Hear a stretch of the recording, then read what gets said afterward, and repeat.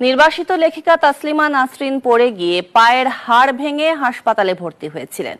সার্জনের ভুল চিকিৎসায় তিনি পঙ্গু হতে চলেছেন বলে দাবি করেছেন তাসলিমা। সামাজিক যোগাযোগ মাধ্যম ফেসবুকে একের পর এক পোস্ট দিয়ে চিকিৎসকের ওপর ক্ষোভ ঝেড়েছেন চিকিৎসা শাস্ত্র নিয়ে পড়া এই লেখিকা। এবার তিনি মৃত্যুকে উপলব্ধি করার চেষ্টা করলেন, লিখলেন, মৃত্যুই জীবনের সমাপ্তি। তাসলিমা নাসরিনকে নিয়ে বিস্তারিত জানাচ্ছেন ফারদিন সানি। বাংলাদেশের বিখ্যাত একজন লেখিকা তাসলিমা নাসরিনকে নিয়ে তিনি বলেছেন যে কোরআনে নাকি বলা হয়েছে যে সূর্য পৃথিবীর চারপাশে প্রদক্ষিণ করে, আর এরকম কাল্পনিক বইয়ে বিশ্বাস করলে মুসলিমরা কিভাবে সামনের দিকে এগোবে।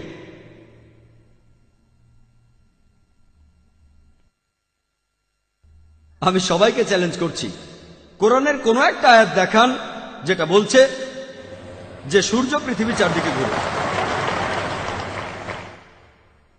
কয়েক বছর আগে একটা বিতর্কেও আমি একই কথা বলেছিলাম বোম্বের জার্নালিস্টদের ইউনিয়নে।